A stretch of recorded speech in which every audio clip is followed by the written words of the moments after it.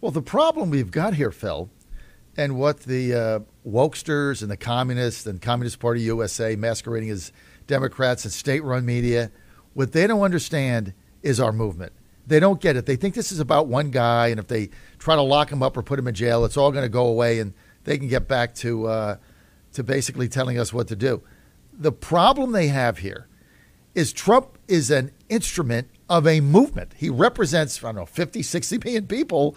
This is a working class movement.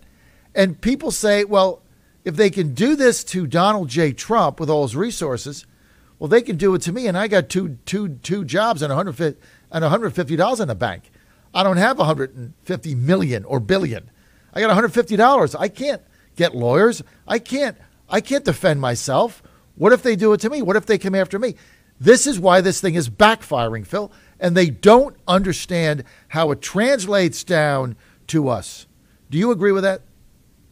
Well, I agree to a certain extent, John. I believe that Americans see this hypocrisy. They see this abuse. They understand it. My hope and prayer is they're not too distracted with life and too unconcerned about it that they don't, in a resounding fashion, come forth and condemn it.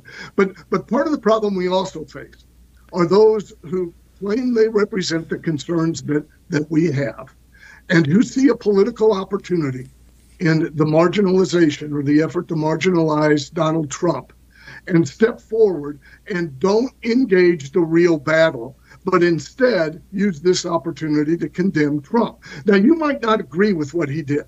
You might not agree or like his rhetoric, but you cannot ignore this fight.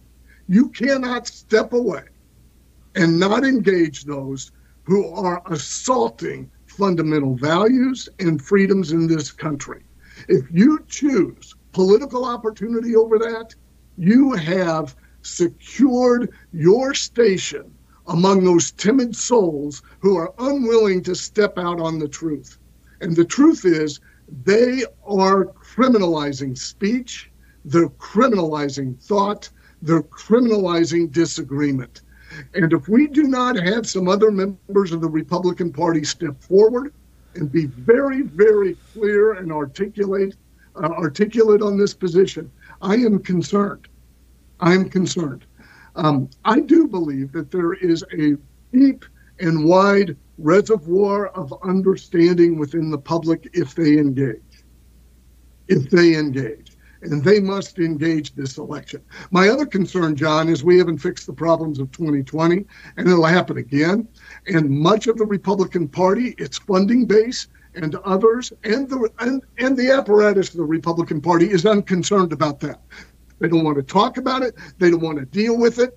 And what we're seeing is really the actions of a dead party. If it calls people forward, like the electors you mentioned in Michigan, and says, we want you to do this, it's the right thing to do, it preserves our rights under the law, and we're going to forward this information up to Washington in case a court case decides or whatever. And then those people are charged with crimes and the party is silent, that's a dead party. Silent. That's a political party that has chosen its own comfort over leading, and that's a dead party. And I'm severely disappointed in those who set this process up and are watching good Americans be tortured with threats by a weaponized criminal justice system. Professor Kline, what you just said bears repeating. That's what I'm going to title this segment, that the RNC is silent about electors that were perfectly legal, like they did in Hawaii. They're silent. There's not a peep out of Rana or anybody. They don't want to deal with it. They're spending their money to defend these people. And so it's a dead party.